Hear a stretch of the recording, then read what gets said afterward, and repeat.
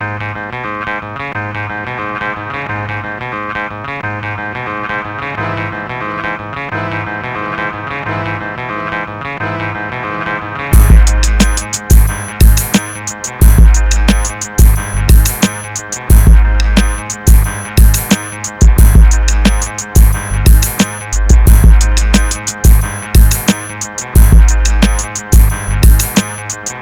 Show, what up? It's your man J-Rock, and we're talking about round 2 of the Run to 1 today. And obviously, we saw another great round of basketball. And one game I wanted to talk about in particular was last night, and that was Bay Area and Beyond the Arch.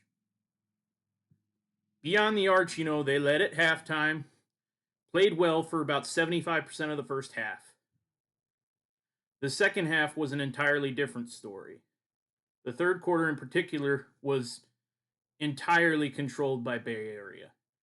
Dime Hardaway, Sean Hyman, Jamie Ramos, just up and down the lineup entirely. Coach Pope got contributions from everyone. Bay Area, they just always seem to find that open man or open lane to the basket.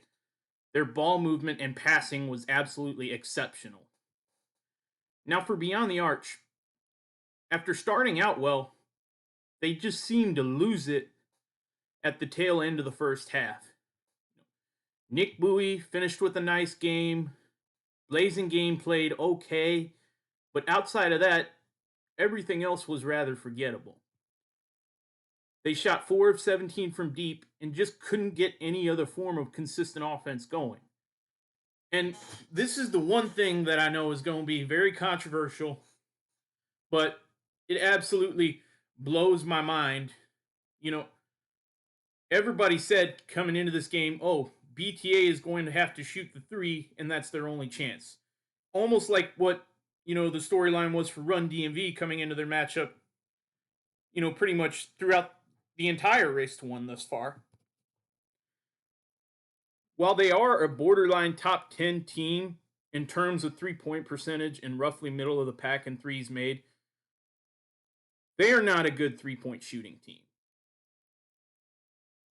At all. And when you look at this matchup specifically, Beyond the Arch had a noticeable size advantage over Bay Area coming into this game. Their best chance going into this game was to feed the ball inside and take advantage of the size difference. Another thing is that with the way Bay Area switches on defense, there are often a lot of times where guards, like Dime, like Juwan Harris, end up on opposing bigs in the post, which would have been another thing to take full advantage of if you were Beyond the Arch. And even late in the second half and throughout most of the fourth quarter, there was still plenty of time to go to this type of attack and still come out on top. Yet, just looking at Paul McAdams and the Owens brothers alone, you could consider Keontae McPherson kind of a big, but to me, he's more of a forward. Just Paul McAdams and the Owens brothers alone, they shot the ball only 8 times combined the entire game.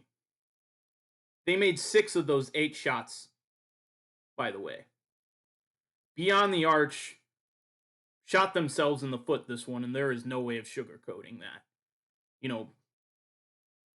Hats off to Bay Area. They played well and deserved this win. Very well think if they play the way they did last night, together with the ball movement, the exceptional passing, they have a legitimate shot to possibly win it all. All right, that's going to do it for today's episode of the J-Rock Show. Tune in on the next one. Peace.